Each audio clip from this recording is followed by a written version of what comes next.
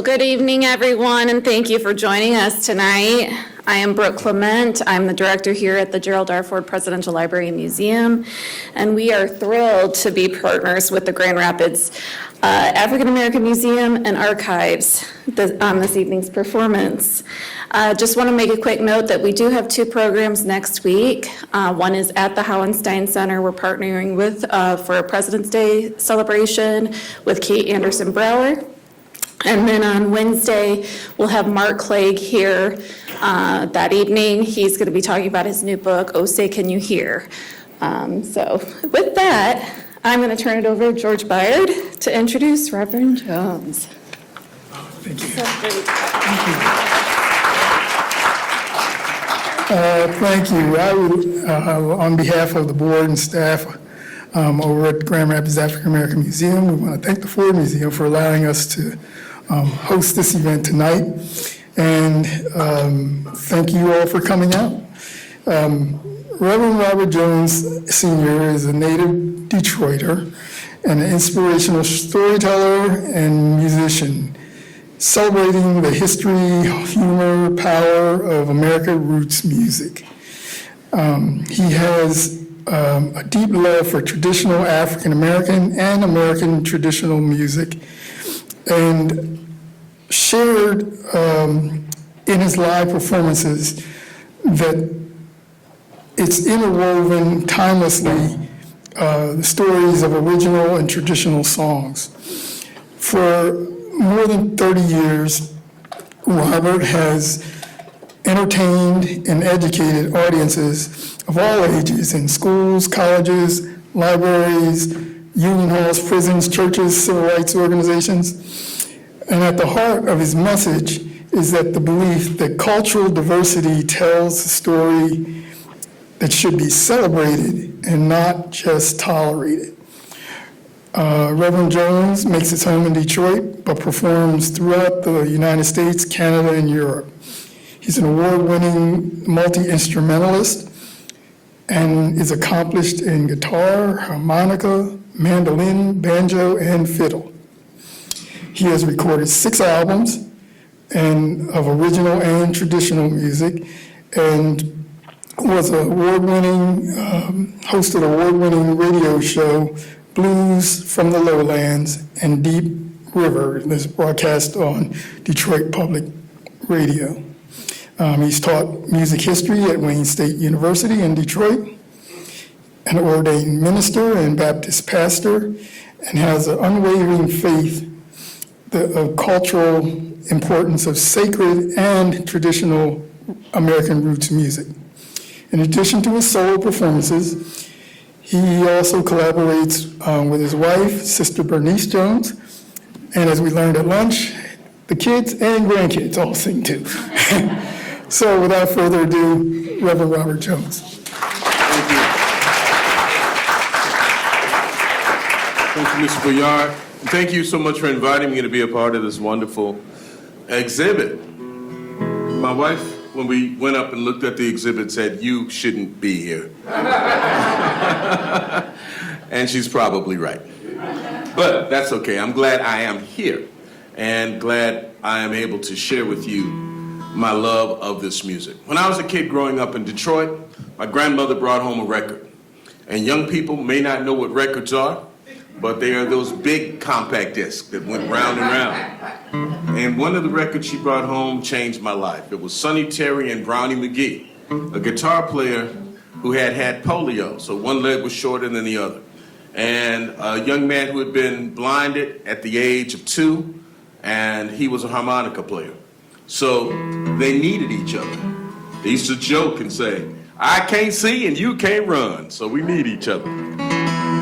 And they played this music that was amazing to me. My grandmother said, "This is the music we used to listen to down south." And I said, "Oh, okay, cool," because everything good was from down south.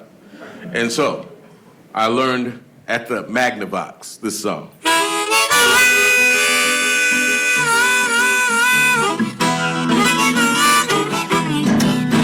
My baby and me, we never used to fight.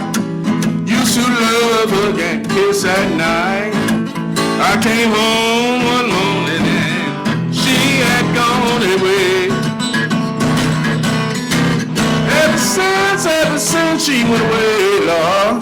Though my heart does nothing but ache. Her address is unknown, Lord. Blues is here to stay. She gone but not forgotten. Tell you the reason why.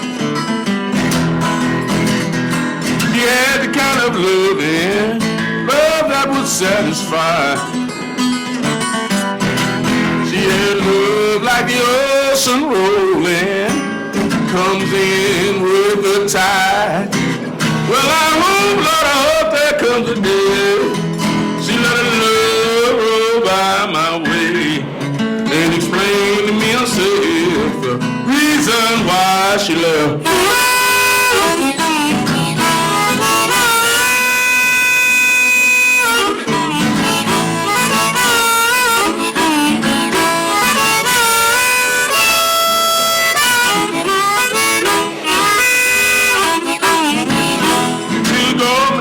God, tell you the reason why. She had the kind of love that would satisfy. She had love like the ocean rolling that comes in with the tide.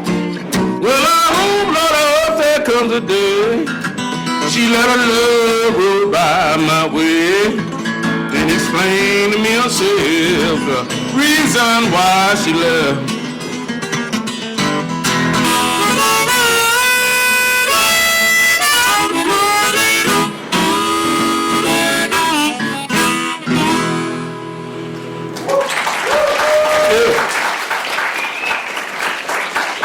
Thank you so much. Now, that country blues inspired me to find out where that music came from. And anything that you love, I mean, that's how you start a museum, isn't it, Mr. Byer? Anything you love, you start collecting and asking questions and getting the story behind it. So I started to ask where that blues music came from. It could not have come out of thin air.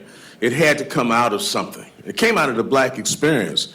And it came out of the idea that American music is built on a combination of European music meeting African music in the Deep South.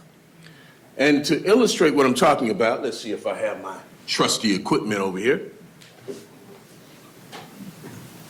Yeah, there it is.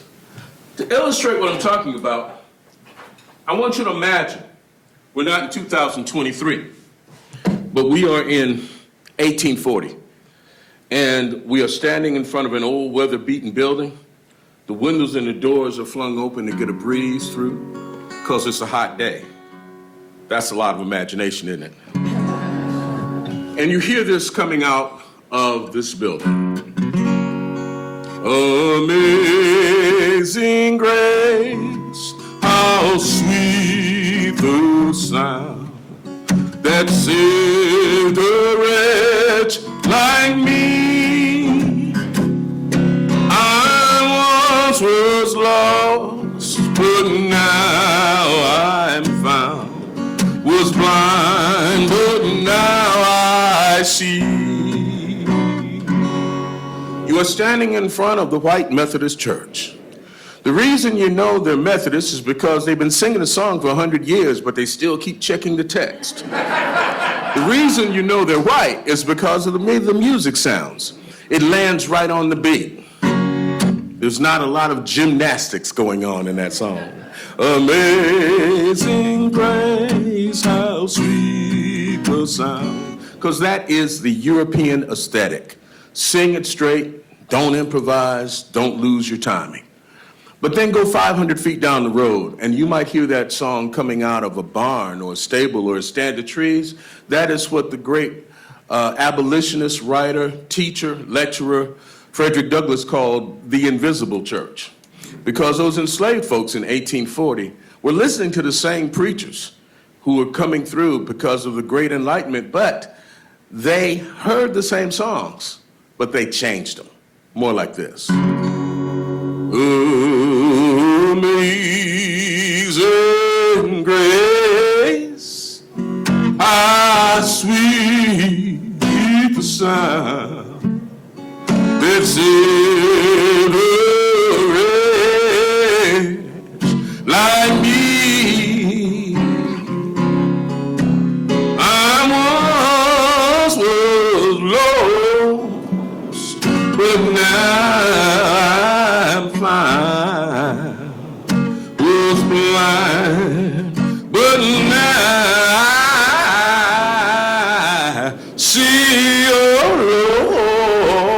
I see.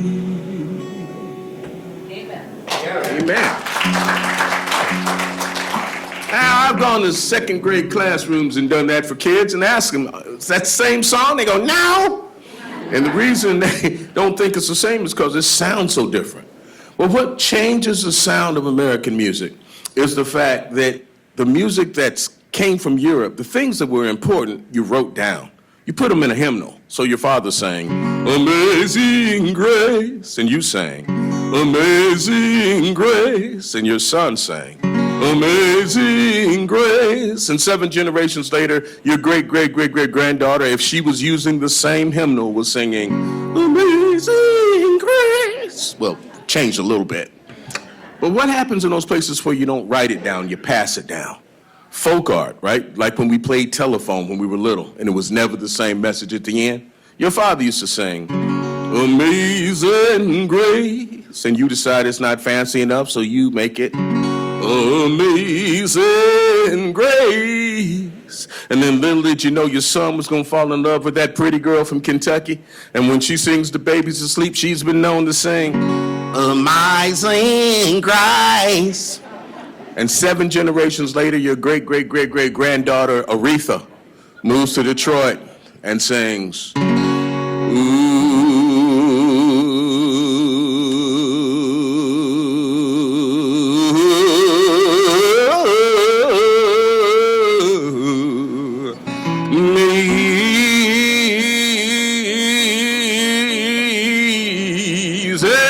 Grace. That's just 2 words. So 20 minutes later, not only have you heard Amazing Grace, you've experienced the folk process. And a lot of times it's not the music that's written down that carries our history. It's the music that's passed down. And so when we look at this amazing collection of instruments upstairs, there are some that I have in my basement that I just could not get in the car. But there is one that I thought you should really know about, because this is an instrument that is really part and parcel of American history. And maybe you can guess what it is. This, believe it or not, ladies and gentlemen, is a banjo. It is the kind of banjo that you see in a painting called The Old Plantation, painted in 1790 or thereabouts by a man named John Rose. And he decided to paint some of the enslaved people on his plantation at play, at leisure, right? And whatever they're doing, some look like they're dancing, some look like they're celebrating, but there's a guy in the middle playing something that looks like this, has 3 long strings and 1 short string, and was called the banjar, the banza, by various names. And there's a book out now called The Well of Souls, if you get a chance to check it out. It covers the history of the banjo. The banjo was not really highly regarded as a musical instrument by those in power, but they did recognize that it had a certain soulfulness to it when you played it a certain way. Instead of playing it like a guitar, you play the banjo like a drum, which is what it is, a drum with strings on it. Now, the drum ended up being outlawed because the drum could carry messages like rebellion, escape, tie up all the white people, meet me at the river. Just didn't know, right?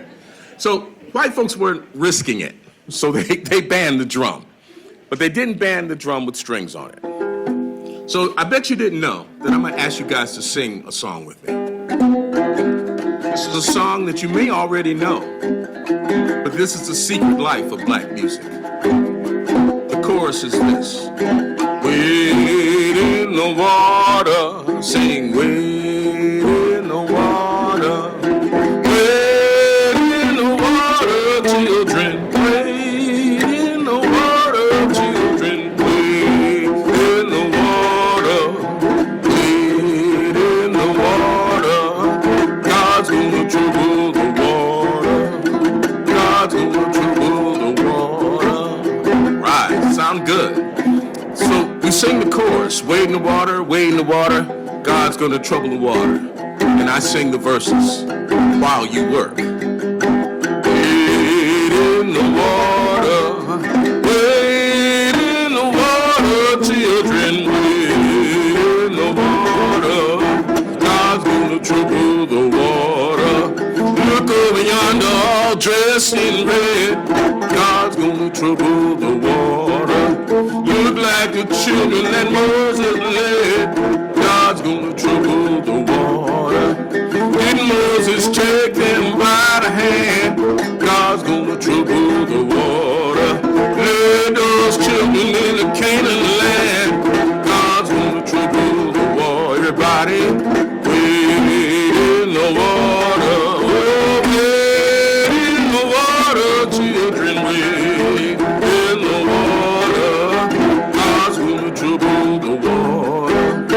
Jordan River is deep and cold. God's gonna trouble the water. Chill my body, but not my soul. God's gonna trouble the water. Wade in the water, oh, wade in the water, children, wade in the water. God's gonna trouble the water. Yeah, God's gonna trouble the water. God's gonna trouble the water. Ooh, God's gonna trouble the water. Thank you. That is the most fun you can have with a squash, I'll tell you. But think about this, that banjo evolved over a period of 100 years to become the modern banjo that all of us know about. When we associate with white mountain music, we associate with the minstrel show, which is one of the reasons that African Americans sort of stopped playing the banjo, because it was, if you saw a cartoon drawn in the 19th century of a black man, chances are he was playing the banjo. It was just that stereotypical of an image. But this instrument, you'll notice, carried percussion and carried melody and carried rhythm all at the same time, and sounds like an African instrument. I discover that when we think about an instrument and associate it with a culture, it's really not the instrument that has the music in it. You take the same instrument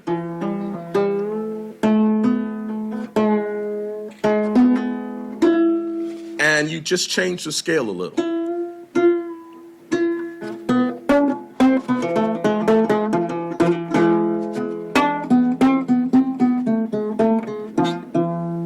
All of a sudden it starts to sound Middle Eastern. You play it in a certain way and it starts to sound like bluegrass or country. It's not, as the great old blues man and songster Yank Rachel used to say, it ain't the guitar, it's the main. Right? So, upstairs you will find a beautiful little parlor-sized guitar. And by parlor-sized, I mean smaller than this one. Because back in the 1800s, those guitars were not meant to be played in large spaces. They were meant to be played in parlors, right?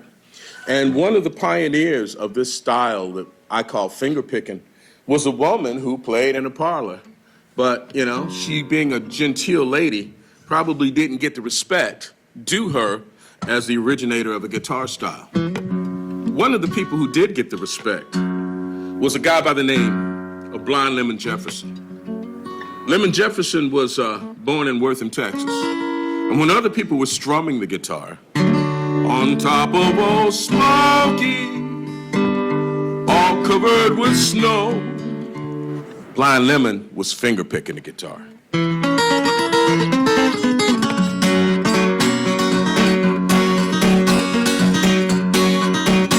I'm broken, I ain't got a dime.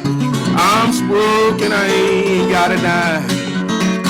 I'm broken, I ain't got a dime. Everybody has hard luck sometimes.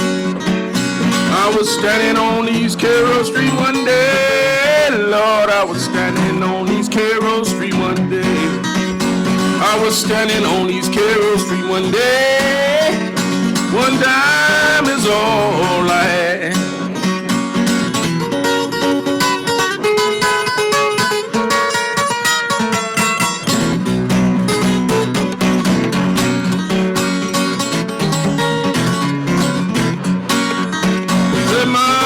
don't you treat your daughter mean. Oh, mama, don't you treat your daughter mean. Mama, don't you treat your daughter mean. You're the meanest woman a man most ever seen. Don't you wish your friend was bad like Jesse James? Don't you wish your friend was bad like Jesse James? Don't you wish your friend was bad like Jesse James? Take 2 6-shooters, highway, a passenger train. One thin dime was all I had. Lord, one thin dime was all I had. One thin dime was all I had. And it left me cold in hand. I bought the morning news.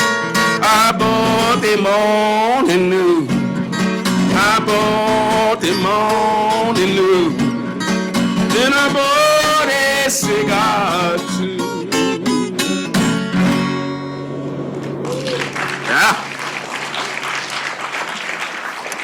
Isn't inflation a terrible thing, you know?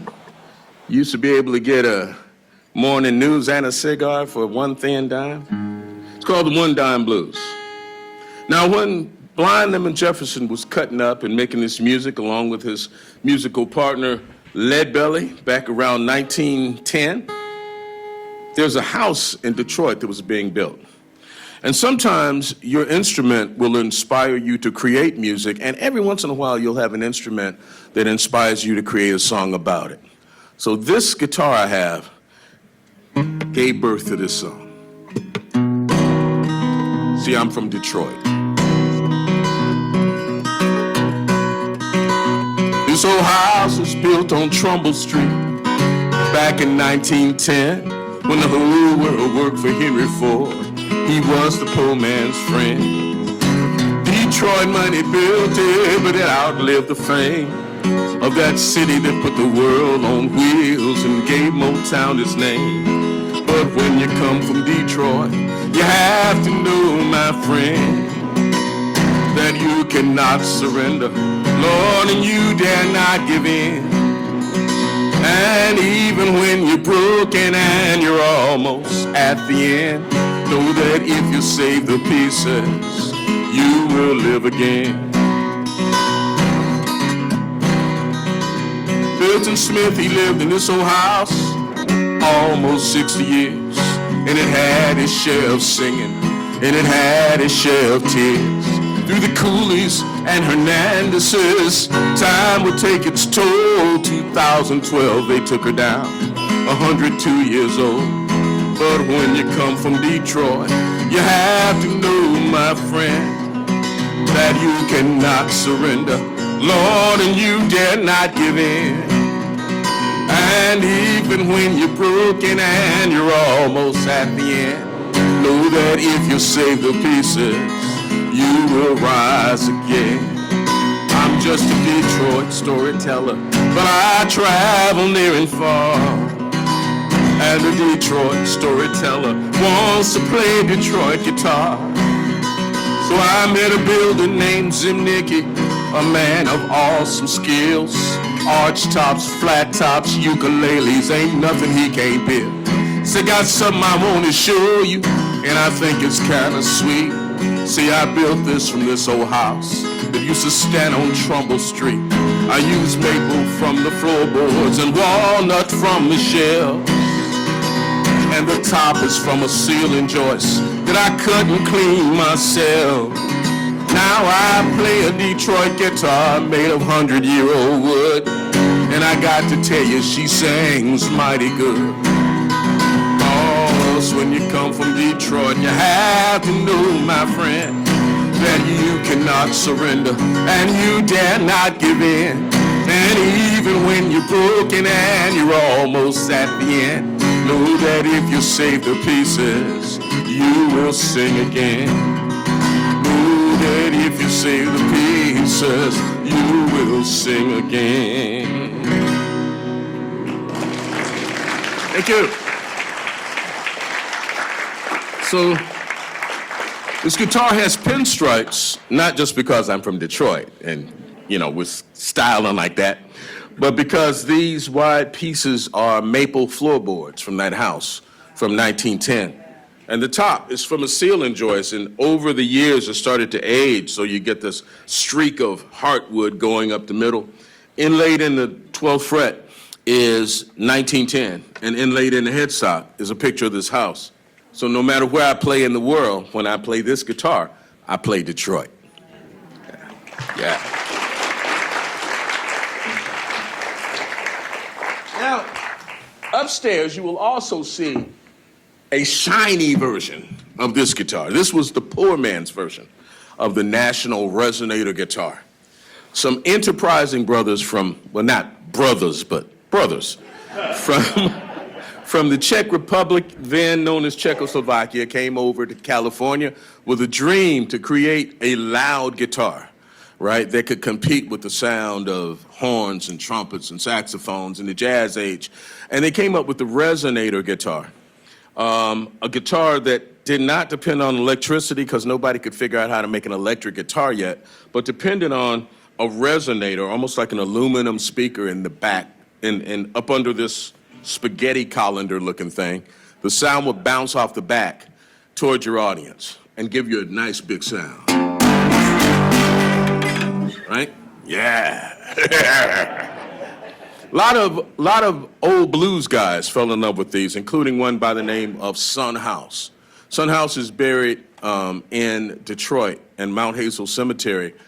And I got to visit him once before he passed. Dementia had gotten the better part of him. So he was just kind of like sitting there mumbling out of tune. But in his prime, he was a frightening blues man. He'd pick up one of these and say, ain't but one kind of blues. The round blues. The B-L-U-E-S blues. That's the kind of blues between male and female. Everything else is monkey junk. Now you get that letter bordered in black. That's bad news. They calls that the death letter. You do too many of them kind of blues, you're liable to jump in the river and drown yourself. And then he'd go to play the death letter blues.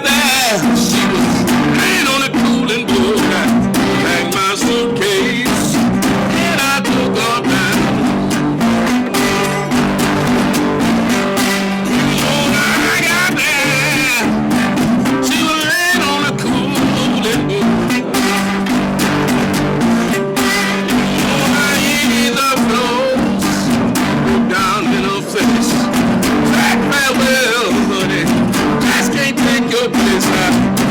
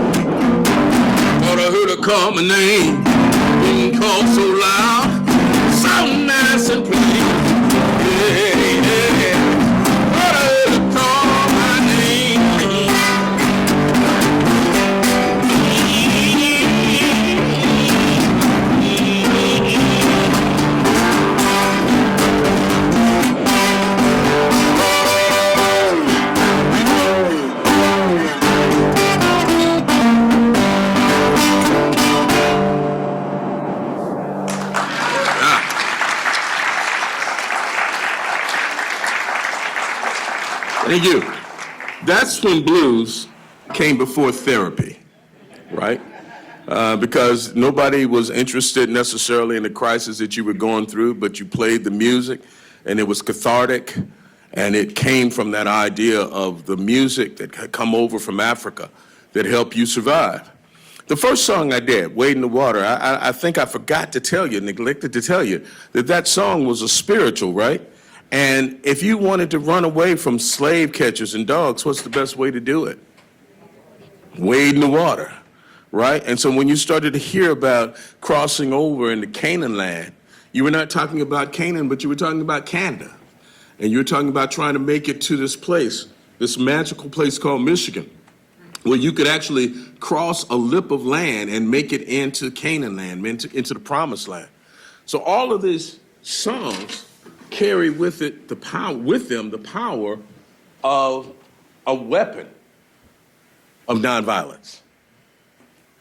It's funny when we celebrate Dr. King's life and we celebrate African American history, and we forget about the music, that music was doing the same thing sort of subliminally that Dr. King was doing openly. He was changing laws that was on the books by protest and by passive resistance. And this music was doing it in a cool and subliminal way. Amid Son House doing the Death Letter Blues was using 3 chords, 5 notes. So those 3 chords and those 5 notes in the 20th century helped to change who we are. Son House is doing the Death Letter Blues, but those 5 notes don't stay in the Mississippi Delta. They move north to places like Memphis and Chicago and Detroit and New York. And piano players get a hold of those 5 notes and they call it boogie woogie.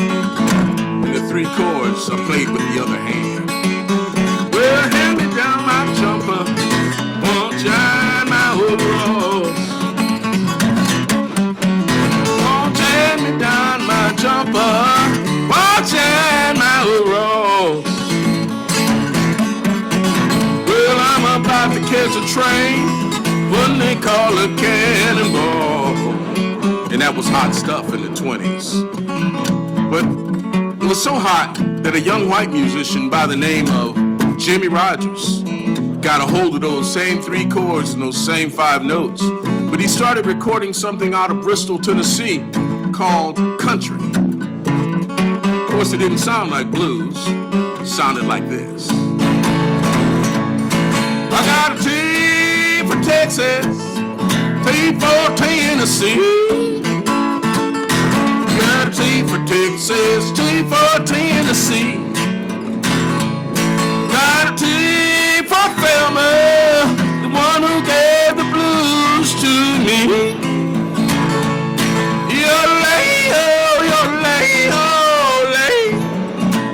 Ask him what you did tonight at the Gerald Ford Museum. We heard a black man yodel. It was different.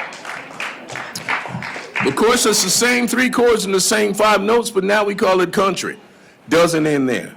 Going into the Great Depression in the 1930s, those black piano players took their boogie woogie into the black church, much to the chagrin of the pastor. Black church music was sounding amazingly like the blues, but they didn't call it the church blues, they called it gospel. And they came up with songs like, well, this little light of mine, I'm gonna let it shine. Oh, this little light of mine, I'm gonna let it shine. This little light of mine, Lord, I'm gonna let it shine. Let it shine, let it shine, let it shine. Sing it with me. Well, everywhere I go, Lord, I'm gonna let it shine. Yeah, everywhere I go, Lord, I'm gonna let it. Everywhere I go, Lord, I'm gonna let it. Well, let it shine, let it shine, let it shine. Yeah. Gospel. Same 3 chords, same 5 notes. But then you can imagine 1935, America has a young musician by the name of Bill Monroe, who's inventing a new style of country music called bluegrass. And he has a black influence in the person of a man by the name of Mr. Schultz, Arnold Schultz, who never recorded but was playing all over Kentucky. And he also had the influence of his guitar player, Mr. Lester Flatt. Right at the end of the Beverly Hillbillies, the good-looking, well-dressed guy in front of the door playing the guitar is Lester Flatt. And he's playing the G run, which happens after every bluegrass verse. So you end up with songs like, I'm going down the road feeling bad. Lord, I'm going down the road feeling bad. I'm going down the road feeling bad. Lord, Lord, and I ain't gonna be treated this way. Weehaw! Secret is, same 5 notes, same 3 chords, because the G run is just a boogie woogie, played with a flat pick. Doesn't end there. Imagine it's 1948. You got a young man by the name of Ray Charles, not to be confused with Jamie Foxx. And Ray Charles is raised in the black church, and so everywhere he used to say Jesus, he says baby. And he calls it R&B, and it works out fine until the night about 60 years ago, he runs out of songs, and he says to the audience, that's all right, baby, to the band, that's all right, baby, just sing back to me what I sang to you. So the good news is you guys are in the band. Sing back to me what I sing to you. Are you ready? Yeah. I say, are you ready? Yeah. Then say, hey, oh, hey, oh, hey, hey, oh, tell me what I say, tell me what I say, tell me what I say, tell me what I say, tell me what I say. Let's do it again. Say,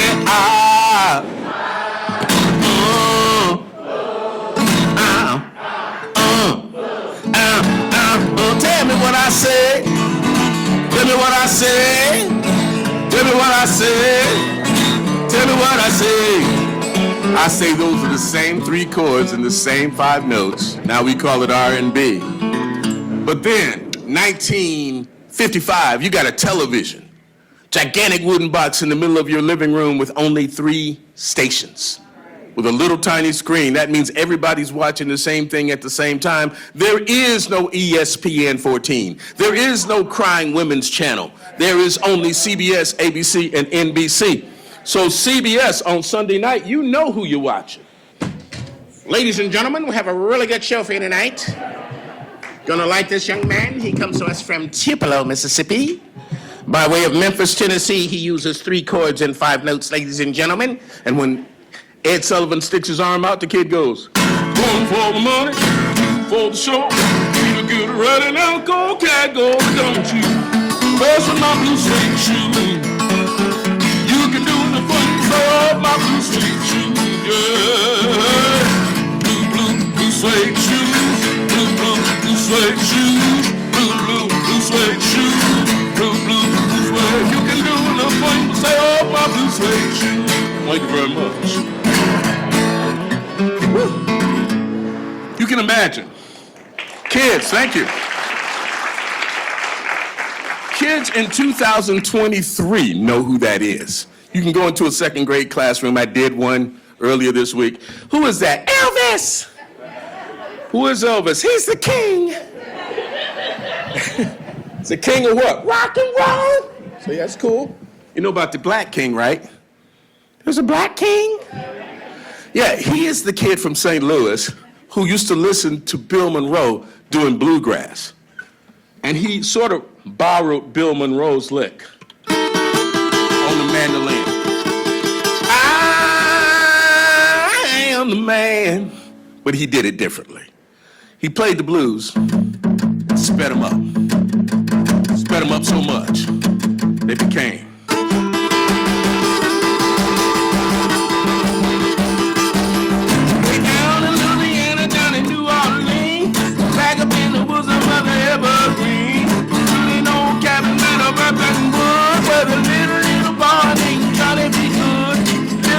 Never read or write so well. He can play the guitar just like a million bells. Say go, go, Johnny, go, go, go, Johnny, go, go, go, Johnny, go, go, go, Johnny, go, go, yeah, Johnny, be good.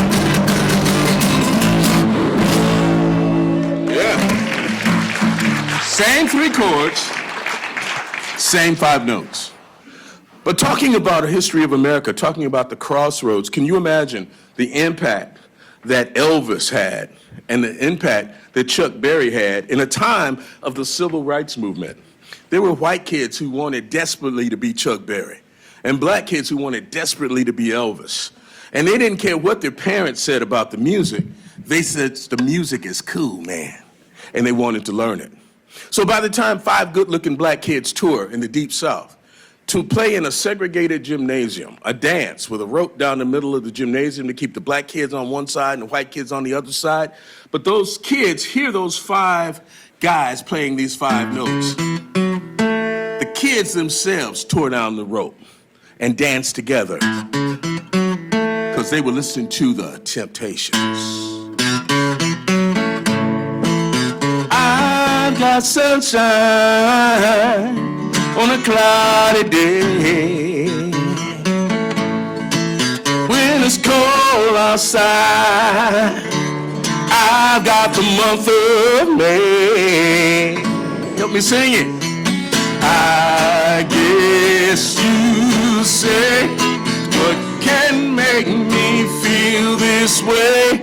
My girl, my girl, my girl, talking about my girl, my girl. Ooh, ooh. Thank you. Well, boy, time is flying. Well, I tell you what, I want to let you guys know that when your grandkids are making fun of you because of the music you listen to, tell them to listen to Son House, that old Death Letter Blues. I got a letter this morning, how you ringing it red. But if Son House was around today and he was recording still, he wouldn't be doing it the same way. He'd be doing a remix. Instead of doing each verse twice, he'd be doing each verse once. He'd speed up the tempo of the song. He'd fade the music out, in which case the Death Letter Blues would sound like this. I got a letter this morning, how do you ring it red? Said, hurry, hurry, cause the gal you love is dead. You know I packed up my suitcase, took off down the road. When I got there, she was laying out on the cooling board. I eased up close and I looked down in her face. I said, hey, you know I love you, but I just can't take your place. It seemed like the 1,000 was standing around a funeral ground. I didn't know how much I loved that till they put my baby in the ground. From my arms, and then I walked away and said, hey, you know I love you, have to see your judgment day. You know I woke up this morning, it was about the break of day, and I was hugging on a pillow where my baby used to lay. You know I went to church, bowed down, I tried to pray, but the blues come along and they blow my spirit away. Woke up this morning about the break of day, and I was hugging on a pillow where my baby used to lay. I said, hush, I thought I heard her call my name. She didn't call so loud, but she called so plain. Yeah, boy.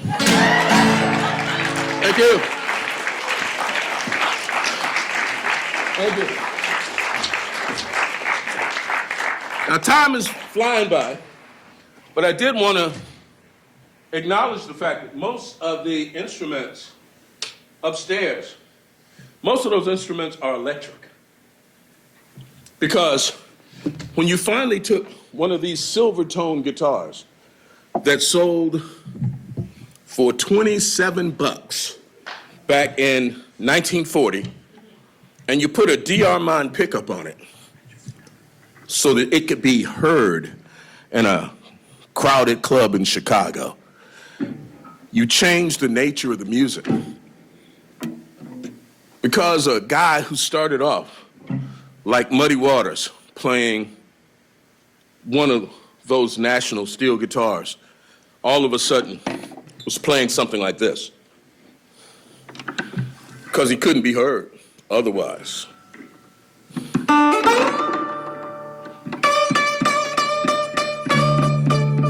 Whoa, that's too loud.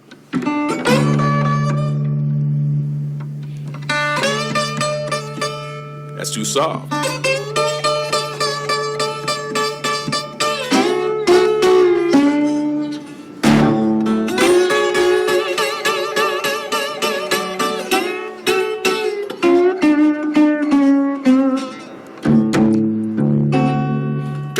This morning, boys, how you ring my letter red?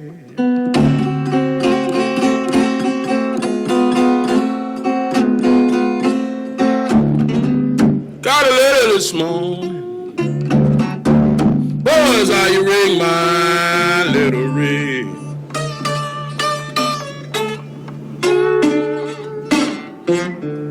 Say, hurry home, boy. Tell me your baby dear.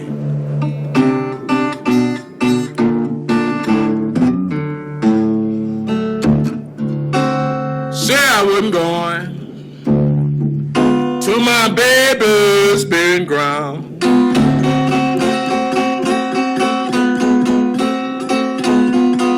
You know I said I wasn't going till my baby's been ground.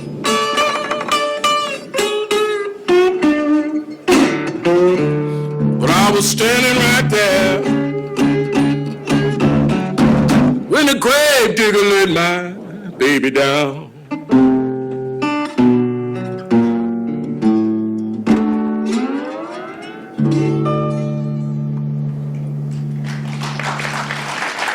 Good. Thank you so much. I think I want to close with a different idea of what I had when I got here. One of the things that we understand about the guitar, this instrument, is an equal opportunity guitar, an equal opportunity instrument, I'm sorry, and that it was so adaptable to so many different kinds of music that there came a time when once you could amplify it, once you could play it in a band, once you could do all that stuff, it had a really noble purpose. Upstairs, you'll see a tall, thin man by the name of Pete Seeger. He's playing a 12-string guitar. And Pete Seeger used that guitar as an instrument, literally, of change.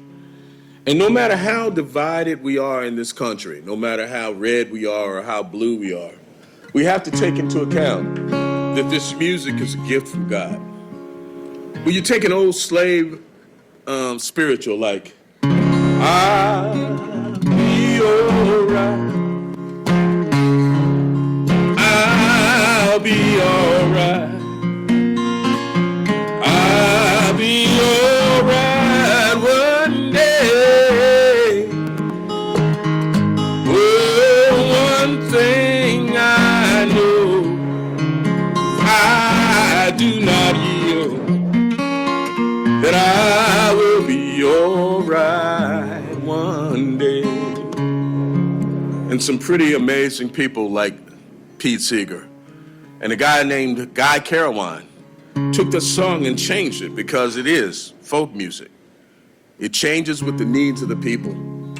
And a young Baptist preacher from Atlanta led a movement started by a woman, little short woman who said maybe the most important sentence in American history. Her name was Rosa Parks. She said no. And so as we come here celebrating African American history, we come recognizing what folks at Grandma will tell you. African American history is just American history, properly told. And so we take that old spiritual and we give it some pep. And we change the words. We go back 60 years and we hear, we shall overcome, we shall overcome, we shall overcome someday. Deep in my heart, deep in my heart, I do believe, I do believe we shall overcome, we shall overcome someday. And then they made up verses as they needed them. Black and white together, black and white together, black and white together someday. Oh, deep in my heart, I do believe that we shall overcome someday. All the folks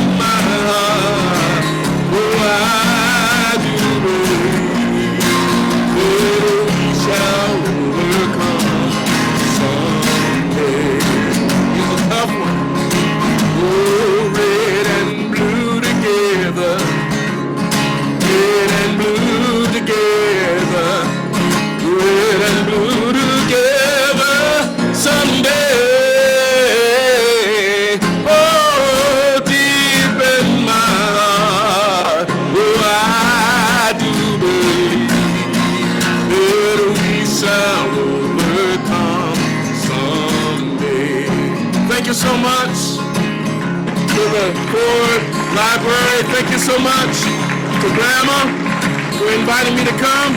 If you liked it, help me sing it one more time. Yeah, stand up, cause it's an anthem. Yeah. We shall overcome. We shall overcome. We shall overcome someday. Oh, deep in my heart, I do believe. Oh, we shall overcome someday.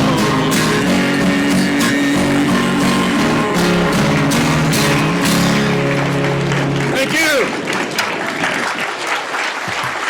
Bless you so much. Thank you. Thank you. Thank you. Thank you. So I'm told that somebody's floating around with microphones if you got any questions for me, but there they are. Yeah. So kind of ran into my Q&A time, but that's good. Yeah. Anybody? Who will be the first? Yes, sir. Good evening. Thank you for taking me way back to Eastern North Carolina when I used to sing that song back in the 60s. Question about music out of Mali and the blues from whence it came. Do you ascribe to that connection? I do subscribe to that connection because people were really creative in that. Imagine you come over on a ship and you can't bring any property, but you can bring the way you hear music with you. You can bring this pentatonic scale. This instead of you bring this, and it's preserved in your DNA. I have a 4-year-old granddaughter. We have a 4-year-old granddaughter. When she was 2, she was like. So it's in your DNA, and it's nothing you can or want to do about it. But absolutely, yeah. Thank you. Anybody else? Yes. You believe Blind Willie Johnson? I do. As a matter of, that's what I was going to end with. So would you like me to end with some Blind Willie Johnson? Cool. So I have, I think I screwed up the plans. I know there are folks with the Zoom, and we were looking for maybe about 10, 15 minutes of Q&A. But if I get to end with Blind Willie Johnson, that makes it so much the better. Blind Willie Johnson was this great, sanctified singer. As far as I know, he never recorded any blues, right? He was from Texas. And he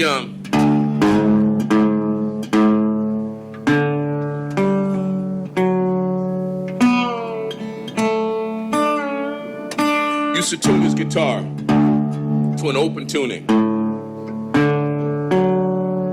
In other words, it's already tuned to a chord, which allows him to take the slide and sing as if he had a bunch of ladies singing with him. But of course, I guess if you're a blind singer, you don't really want this blind guy driving you around. So he had to bring his guitar with him. And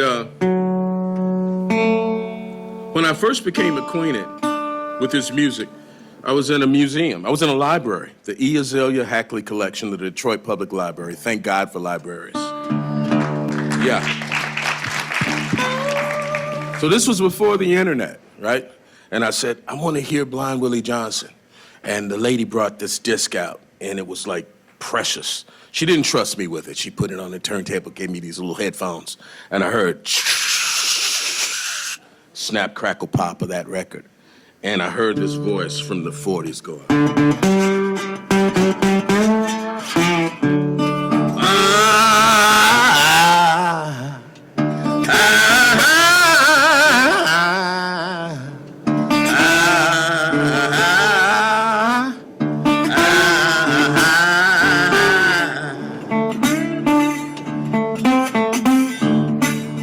The song was Dark Was the Night and Cold Was the Ground.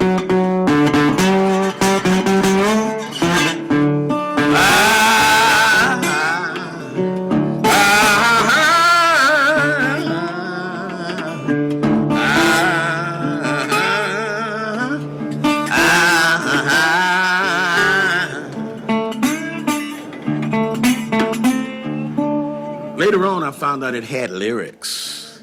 Dark was the night, oh, the ground on which the Lord was laid. Drops of sweat like blood ran down in agony, he prayed.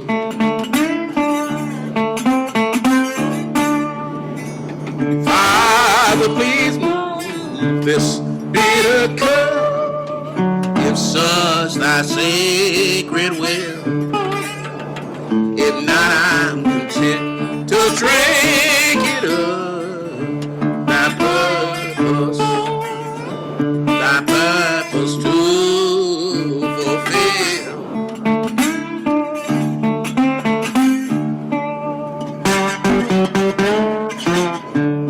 Blind Willie died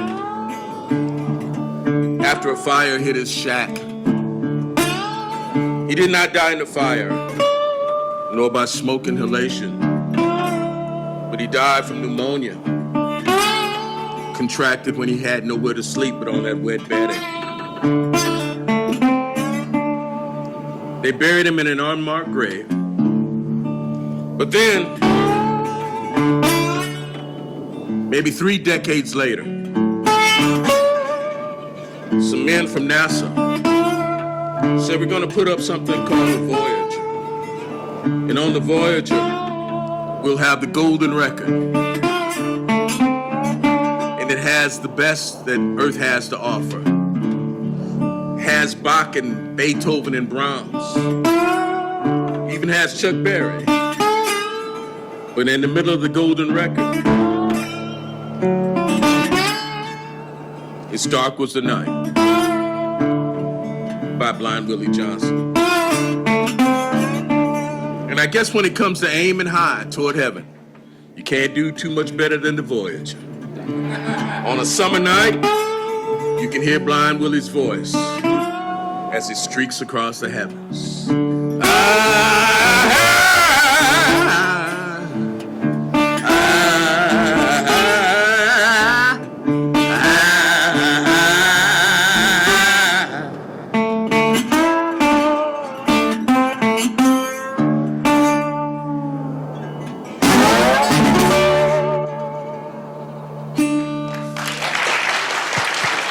Thank you. Thank you so much.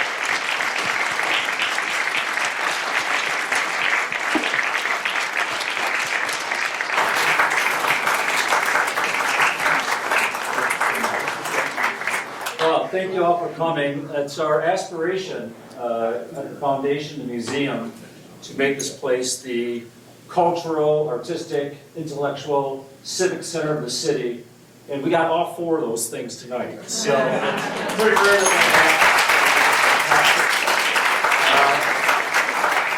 I'd like to remind you that on February 28th, the foundation is hosting an event here with Bob Woodson in the Woodson Center in Washington, D.C. on rebuilding our communities. And it should be a great event, and we invite you to come to that. And Reverend Jones, thank you so much. Thank you. It's a gift from the